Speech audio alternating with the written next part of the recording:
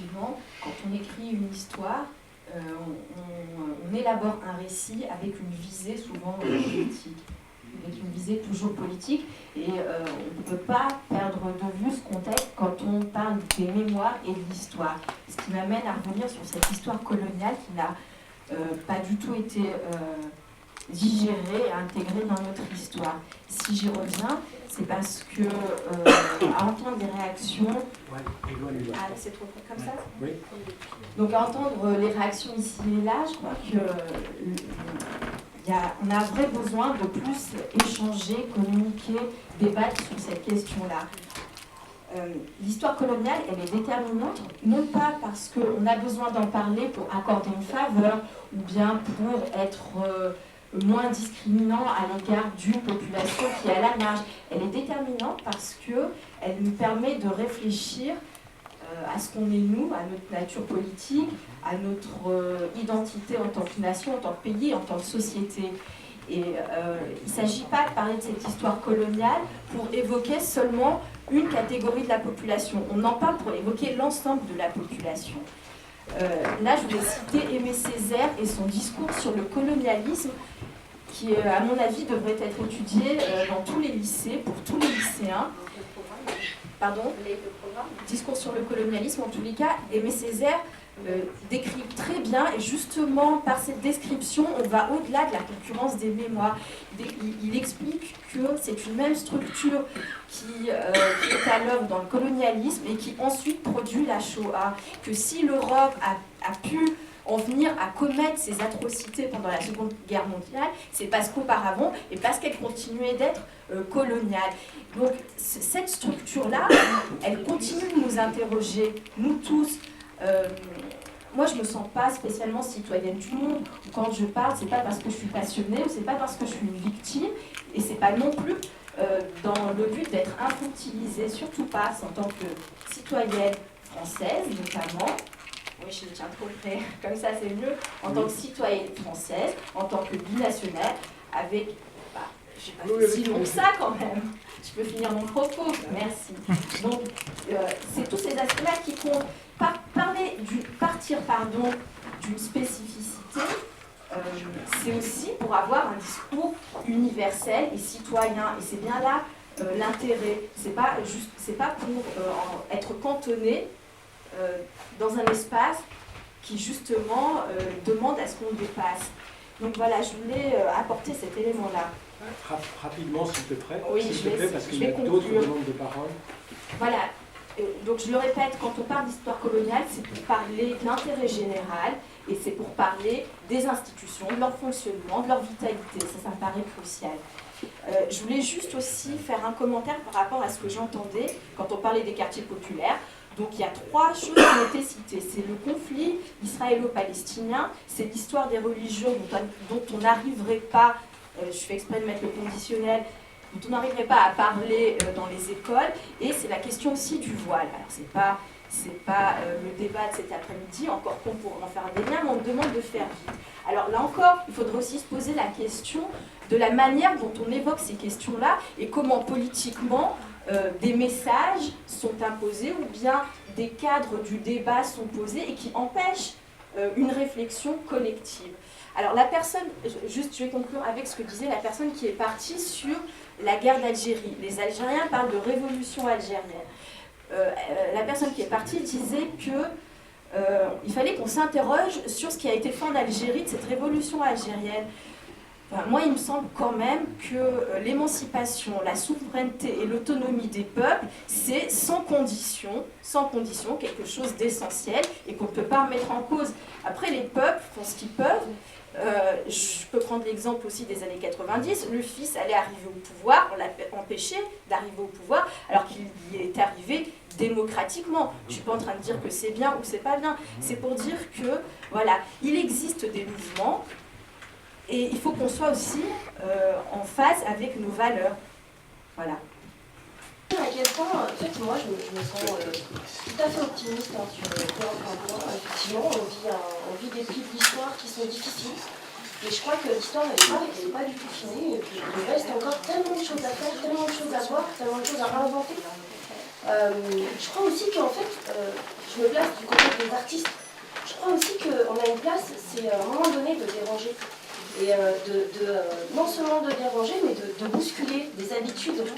Moi, je me considère comme une citoyenne du monde, c'est vrai, parce que la France, elle est tellement normée, elle est tellement coincée, elle est tellement à un moment donné dans des espèces de normes culturelles, sociales, qui font que moi, qui ai une double culture, qui ai participé à un film ici avec mes parents, qui a grandi à Villeneuve avec des collègues avec qui j'ai fait du graphe, qui faisait chier concrètement les gens et qui, je veux dire, à un moment donné, c'est aussi prendre des risques. Et je trouve que la France, elle ne sait pas prendre beaucoup de risques. Et je trouve qu'au contraire, on est dans une espèce de peur et qui nous fait qu'on arrive à produire des choses comme le ministère de la famille, des femmes et de l'enfance. Enfin, attendez, non mais... Donc je me dis qu'à un moment donné, regardez ce qui se passe ailleurs, c'est bien. Et c'est nous ce que nous avons en tout cas pris comme versant, on va dire. Donc, nous avons organisé ce qu'on appelle l'embarqué archiviste qui se passe à Saint-Sébastien, à côté de Bilbao, on est dans le Pays Basque. Et dire à un moment donné que tous ces territoires qui sont en reconstruction, que ce soit l'Irlande, que ce soit le Pays Basque, que ce soit Sarajevo, que ce soit d'autres pays, enfin d'autres histoires, etc., elles sont dans un processus que la France, elle a déjà commencé à mener. De raconter, de poser des choses, de transmettre dans des livres d'histoire, quand on va rencontrer les lycéens, on est allé au lycée Albert Einstein dans le Gard, c'était des lycées techniques.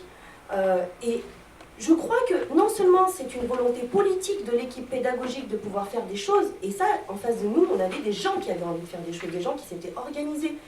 Et je pense que c'est possible, je pense que c'est possible. Voilà. Mais peut-être qu'il n'y a pas suffisamment de monde. Et pour moi, il n'y a pas un monde, il n'y a pas le monde des quartiers populaires et le monde contre le monde rural, parce que ce que j'ai vu dans le monde rural, mais moi ça me questionne aussi. Et je pense que la pauvreté culturelle qu'il y a dans le monde rural est aussi un empêchement à ce que l'on appelle l'unité du pays, une espèce de cohérence, de cohésion qu'on peut avoir. Je ne me sens pas du tout, on va dire, demain c'est la fin, mais absolument pas, demain c'est le début. C'est complètement le début.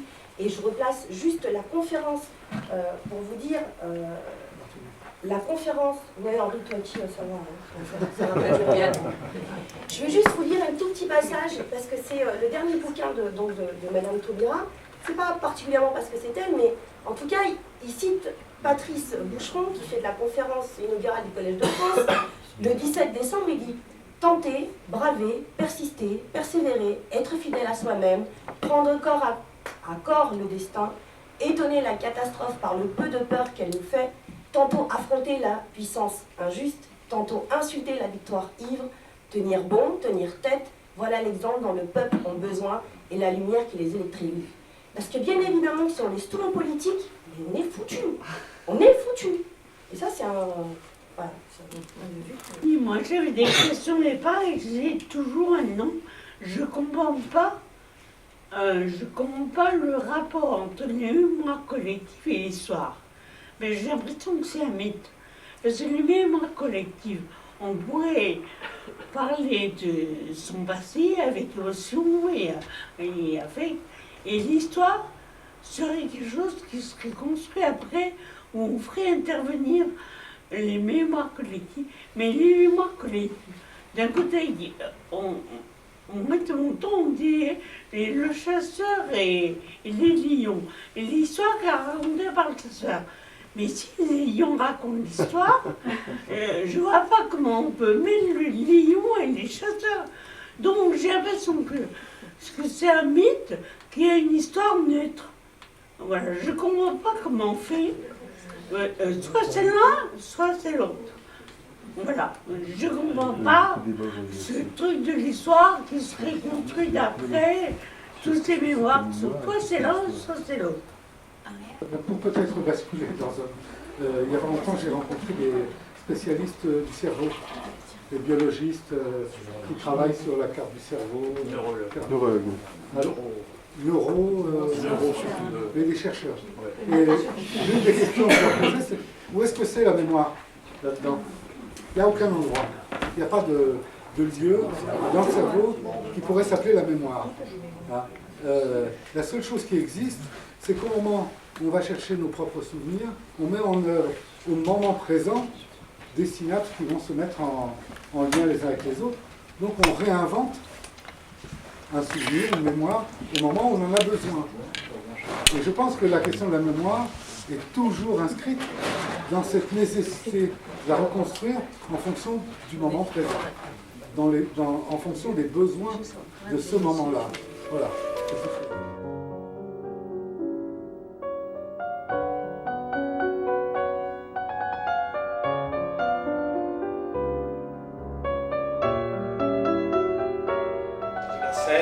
Donc c'est l'histoire d'un atelier de couture hein, qui se passe juste après la guerre, dans les années 50.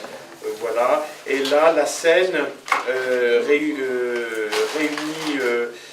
4 personnages principaux. Hélène, qui est la patronne de l'atelier. Il y a Simone, qui est une couturière, qui est le personnage principal de la scène, puisque Simone était en attente de l'acte de décès de son mari, qui est mort en déportation, et elle vient de recevoir l'acte de décès, ce qui est l'objet de la scène.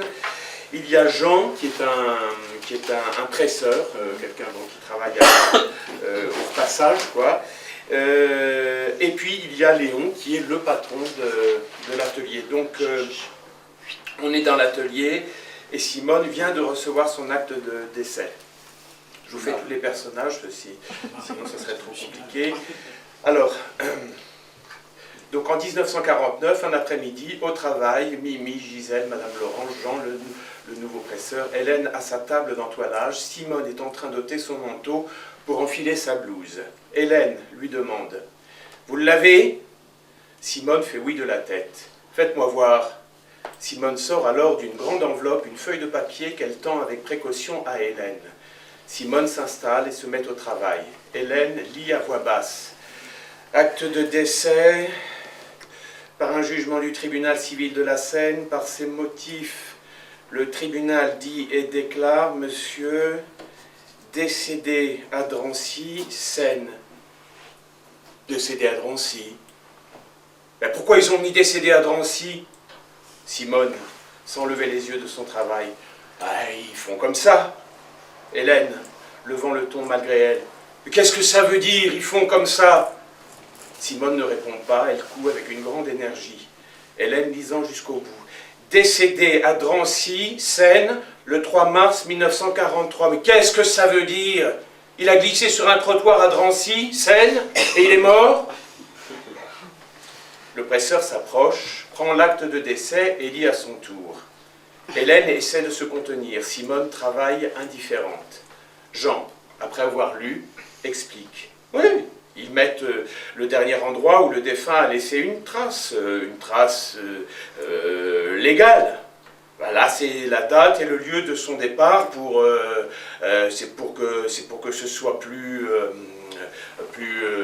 légal. Hélène le coupant. La date de départ pour où? Pour où?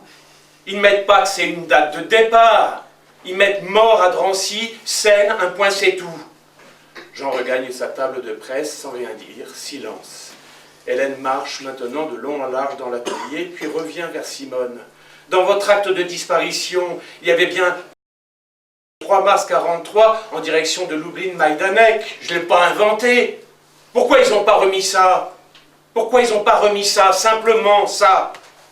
Simone, après un temps, sur un acte de décès, on ne peut pas mettre en direction d'eux.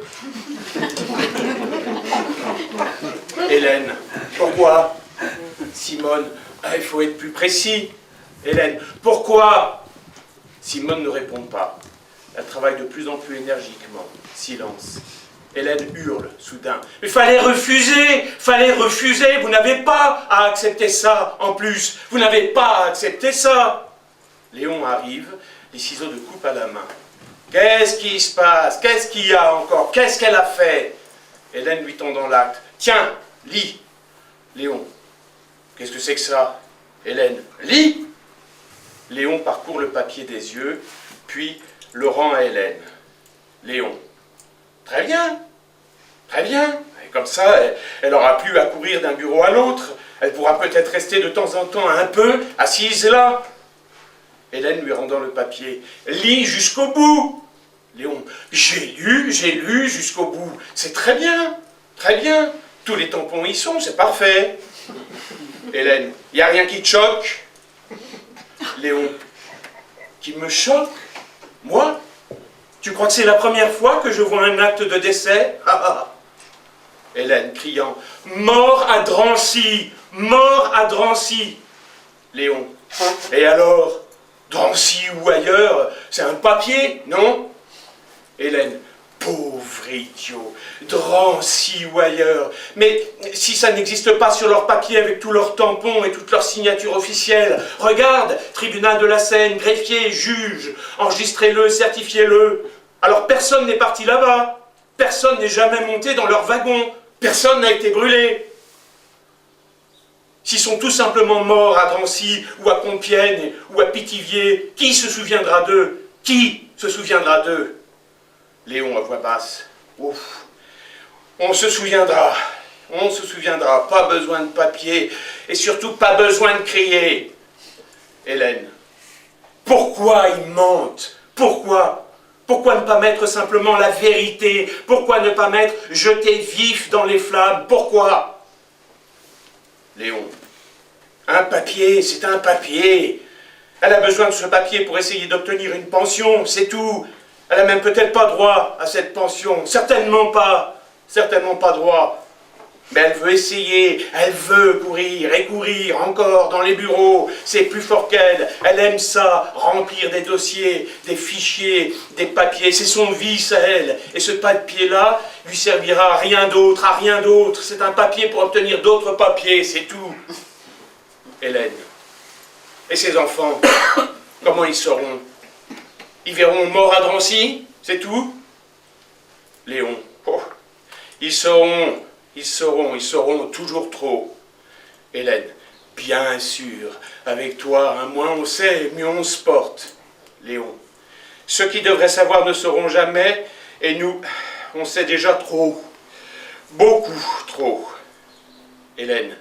Et qui devrait savoir, selon toi? Léon. Après un silence entre les dents. Les autres. Hélène, quels autres? Léon. Et ne hurle pas comme ça, c'est un atelier ici. On est là pour travailler, pas pour faire de la philosophie. À Simone. Et toi, range. Qu'est-ce que tu as besoin des tels et tes papiers ici? On ne donne pas de pension ici. On travaille ici. Un point c'est tout. Pas besoin d'acte ou d'extrait. Hélène. Mais arrête de prier sur elle, c'est moi qui lui ai demandé. Léon.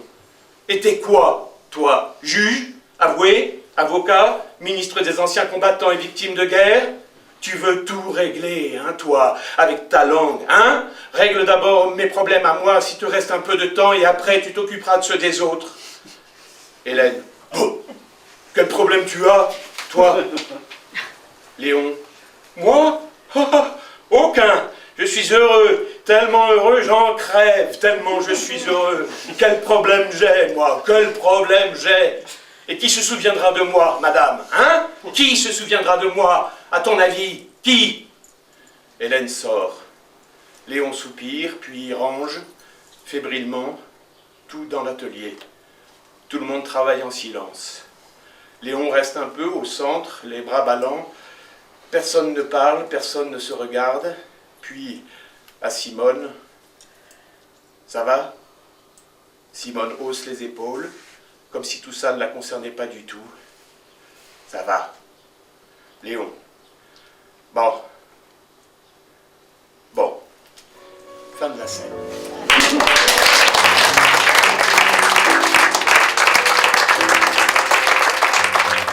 J'ai choisi ce petit moment parce que effectivement il y a le lien entre l'individu et le collectif et que Jean-Claude y jouait Léon, donc, et la loi a changé après, c'est-à-dire que cette pièce a eu un tel retentissement en faisant, c'est une mémoire qui n'avait jamais été traitée en l'occurrence, des femmes qui ne savaient pas ce qu'ils étaient passés, on ne savait pas, pendant longtemps on n'a pas su.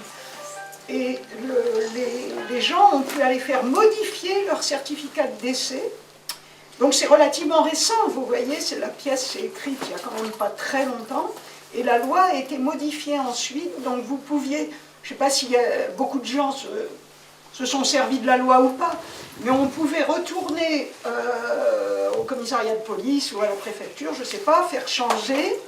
Donc ces certificats de décès qui ont été délivrés, où on disait disparu à Pithiviers ou à Beaune-la-Rolande ou à Drancy, on pouvait aller faire changer puisqu'on connaît maintenant la destination. Donc c'est un bel exemple. Ce dont je vous parlais de la différence des voix, puisqu'il a l'habileté de dire qu'il ne faut pas en parler en le disant, c'est vraiment très bien écrit, quoi. Hein. Et il le dit, tout en disant qu'il ne faut pas le dire, et en fait, ça a fait changer la législation française. Donc, il y a encore bien des choses à dire, à exhumer, et à écrire quand on peut, avec le talent de Jean-Claude, et en tout cas à raconter, à faire passer. Oui, là, en l'occurrence, oui.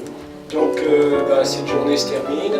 Je remercie, au nom du groupe Les Lucioles, évidemment, Evelyne, qui est venue de Paris pour nous apporter notamment ce texte, et puis toute sa pratique, son savoir, sa connaissance du théâtre. Je remercie Olivier, qui nous a accueillis dans ce groupe, qui nous a fait cette visite passionnante. Christine, pour ce travail qui n'est pas négligeable. Et puis merci à vous tous, parce que vous avez passé toute une journée avec nous, avec quand même quelques beaux rayons de soleil, alors que la météo de demain s'annonce plutôt tristoune. Donc on vous donne rendez-vous pour la prochaine séance du 9 avril, avec cette réunion préparatoire le 9 mars. Merci de l'invitation.